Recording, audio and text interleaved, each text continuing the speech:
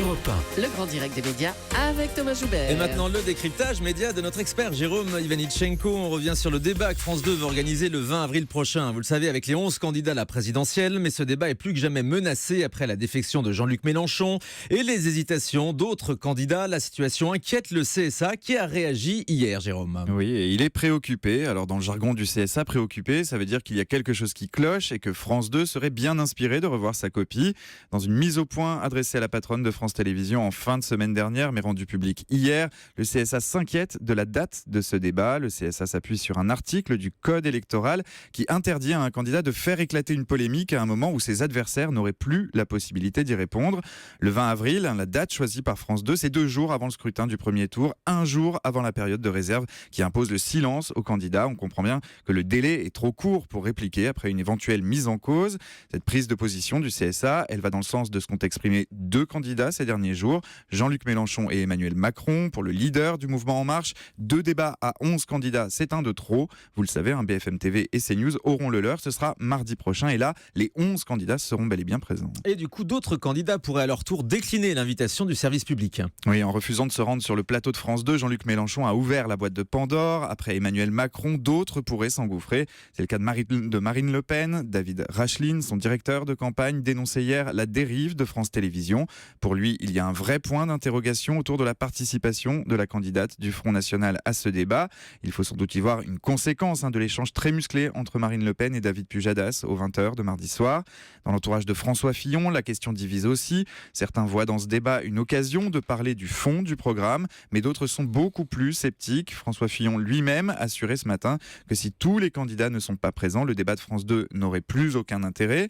Un débat qui ressemble de plus en plus à un casse-tête pour le service public. Il n'a pas perdu espoir toutefois de le résoudre. Aujourd'hui, à 18h, une rencontre doit avoir lieu avec les représentants des 11 candidats. France 2 veut sauver la face, veut sauver les meubles et il y a urgence. Demain matin, une conférence de presse prévue de longue date est organisée au siège de France Télé. Delphine Ernotte et Michel Field doivent détailler le dispositif de la chaîne pour la présidentielle. Ce fameux débat organisé avant le premier tour devait en être la pierre angulaire et s'il devait être annulé, bien France 2 serait exclu du jeu médiatico-politique. Un échec retentissant pour le service public et un désaveu, un de plus, diront certains, pour Michel Field, le patron de l'info de France Télé. Effectivement, et pour nous éclairer, nous sommes tout de suite en ligne avec Sylvie Pierre Brossolette, membre du CSA en charge des questions de pluralisme. Elle a accepté de nous répondre ce matin sur Europe 1. Bonjour. Bonjour. Sylvie Pierre Brossolette, expliquez-nous la position du CSA dans cette affaire du débat de France 2, car finalement c'est pas très clair. Que dites-vous concrètement à France Télévisions ? Ils peuvent ou pas organiser ce débat si tous les candidats n'y participent pas ? Non, je crois que c'est quand même très clair. Nous nous sommes inquiétés dès la semaine dernière et nous avons alerté France Télévisions sur le choix de la date du 20 avril. Vu l'évolution de la campagne et son aspect de plus en plus hasardeux, il nous a semblé très risqué de fixer ce débat à 11 le 20 avril, puisqu'il n'y a plus, comme vous venez de l'expliquer, que 24 heures pour pouvoir répondre, et même pas 24 heures, parce qu'on est dans une période où il faut que ça soit rétorqué à la même heure, donc il n'y a plus qu'une soirée pour expliquer une polémique nouvelle. Et vu l'évolution de la campagne, ça nous a semblé de plus en plus risqué. Hasardeux, c'est ça. Donc, si France 2 maintient son débat, ils prennent le risque de ne pas pouvoir respecter les temps de parole. S'ils maintiennent la date. Donc, notre rôle de régulateur était d'alerter France Télévisions sur la date. Là-dessus, 2 autres candidats ont eu la même réflexion et ont dit c'est trop tard cette date-là pour débattre.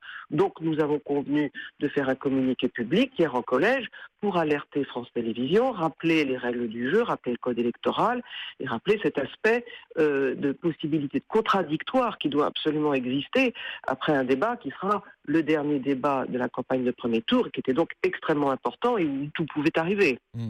Ça a un sens finalement, ce débat à 11 candidats, selon vous, Sylvie Pierre Brossolette ?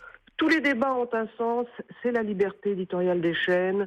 Toute l'idée du changement de la loi pour la campagne présidentielle a été de pouvoir donner l'occasion de faire plus de débats, sous tous les formats, et donc plus il y a de débats, plus le CSA s'en réjouit. Et j'espère bien qu'aujourd'hui, le France Télévisions, qui est à l'initiative et qui, comme vous l'avez dit, donc réunit les représentants des candidats pour discuter, trouve une solution qui convienne à tout le monde. Je suis pour l'instant raisonnablement optimiste. C'est eux qui ont la main. J'espère que une solution consensuelle se dégagera. verra dans la soirée. Et la solution sera peut-être de changer la date du débat, comme vous nous l'avez dit. Merci beaucoup Sylvie Pierre-Brossolette. Je rappelle que vous Merci êtes à vous. membre du CSA. On attend toujours que France 2 réagisse et nous dise comment elle compte clairement organiser ce débat.